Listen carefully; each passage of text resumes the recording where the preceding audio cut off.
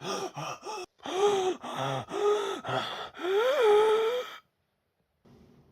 Oh.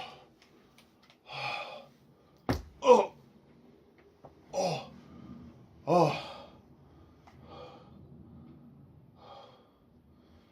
What happened? Mr. TARDIS 11. See ya. We missed it by that much.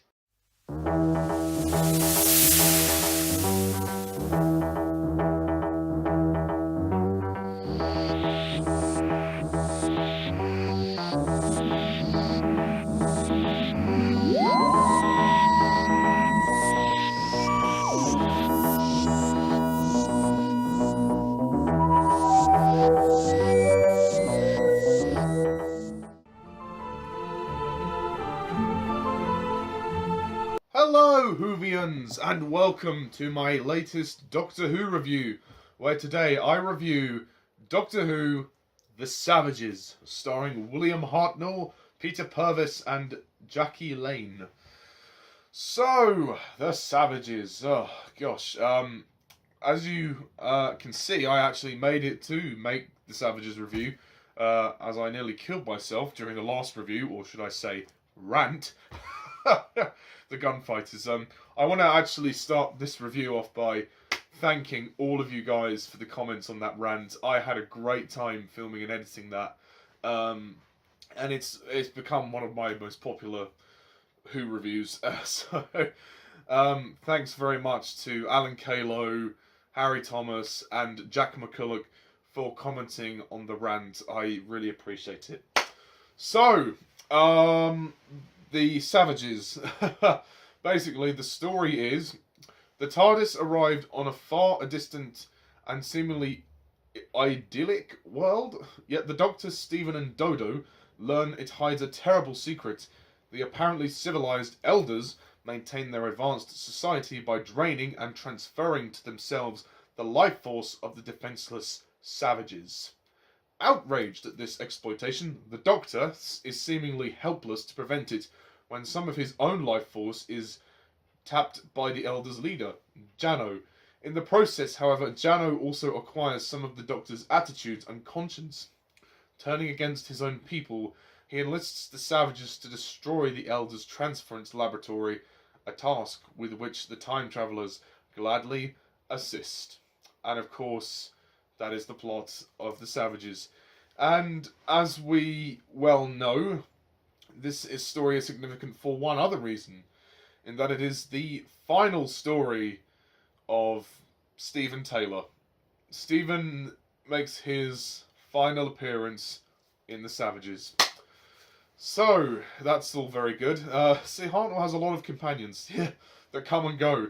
We thought Stephen was going to leave in the massacre, but it turns out he came running back into the TARDIS as soon as Dodo did as well.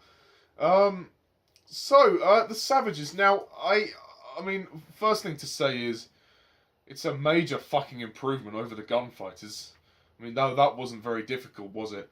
I think The Savages is a decent Doctor Who story at best. It's nothing remarkable, but it's certainly a decent time. It's nothing special. The only real significance is that it is Stephen's last story, but beyond that, there's not really much you can say about it, really. I do actually think the story is very good, it's very clever. The plot is very well thought out, and I loved the conflict between the Elders and the Savages, and the ongoing political war that is going on between them. And in a way, this is quite a dark story, because the Elders are using a lot of methods of torture to get through to the Savages, which is very excruciating to watch, really. It's quite dark. As well as them also torturing the Doctor as well, which is very intense. There's a lot of dramatic moments here. It's a very much more serious story. Unlike the Gunfighters, they don't play it for laughs. They actually take it seriously, and it benefits from that. And it's definitely a story that definitely has a lot of dramatic weight to it. Yeah, I think it's pretty good. What, for me, doesn't do it is some of the pacing. This story has some really shoddy pacing. Oh gosh, I mean, particularly the first part. The first part, nothing happens. Really, nothing happens in the first part. This should have been a three-part story, really. I do think a lot of the story has a lot of pacing issues. I think the last part is definitely the best. But there are moments in the story that really drag and kind of just sag this story along. I mean, to be honest, I'm basing my review off the reconstruction from Loose Cannon because the story's missing.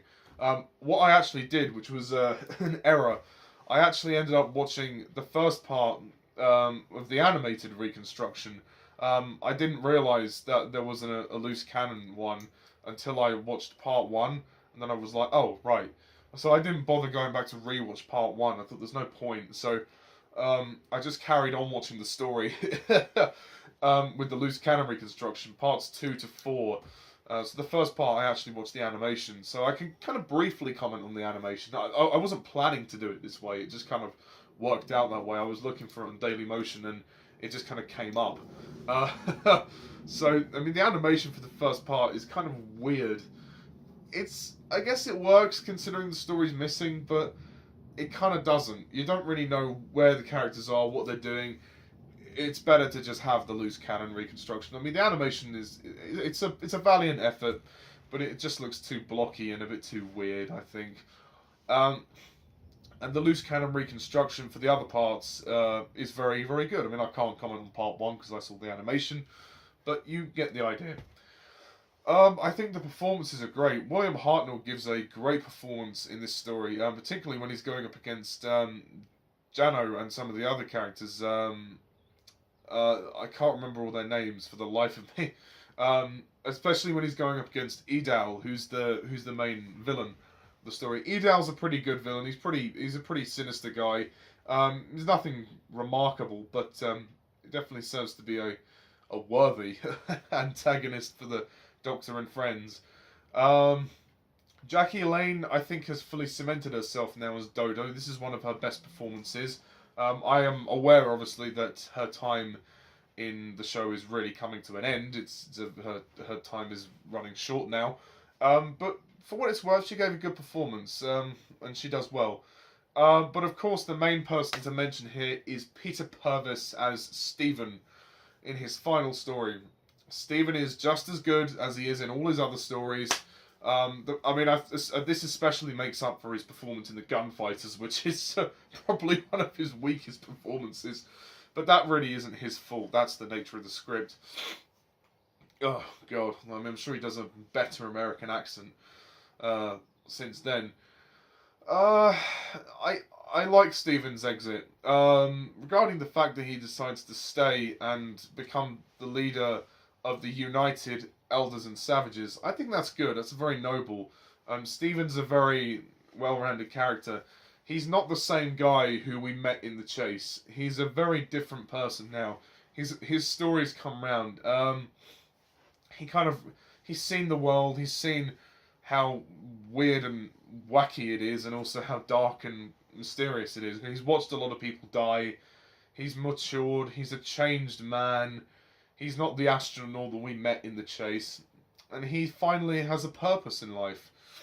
Whereas he was stuck, he was imprisoned by the Daleks when we first saw him. And now he's a well-renowned leader.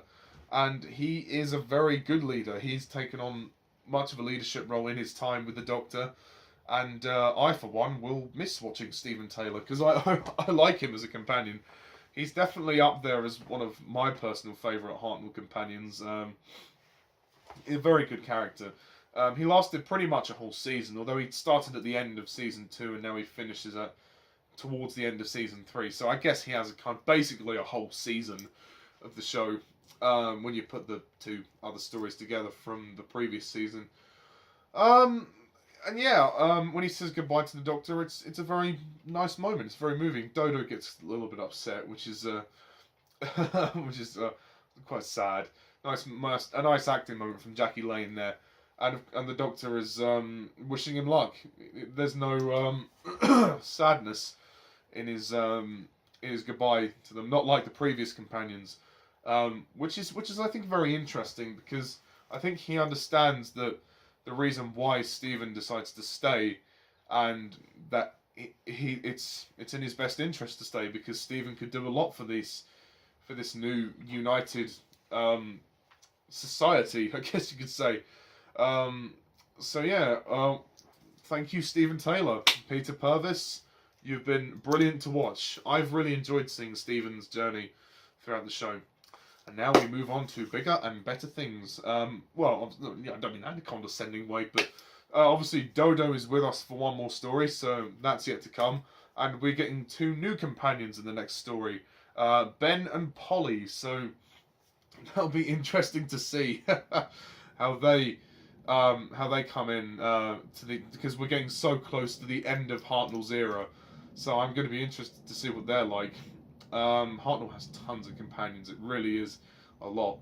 But I mean, in terms of the story as a whole, it's pretty decent. It's pretty good. I mean, the conflict is great. It's very dramatic. It's not the most fun of stories. I don't think I could watch it for fun. It's a very it's much more dramatic than it is fun and light-hearted. But it is a major improvement over the Gunfighters, and it serves to be a pretty good send-off for Stephen Taylor. So yeah, that's pretty much my review. I also have to give props to the music of this story. The music is very good, and it's definitely one of the standout music scores of the season, of this particular season of Doctor Who. So I'm going to close off my review by rating The Savages a pretty good 7 out of 10.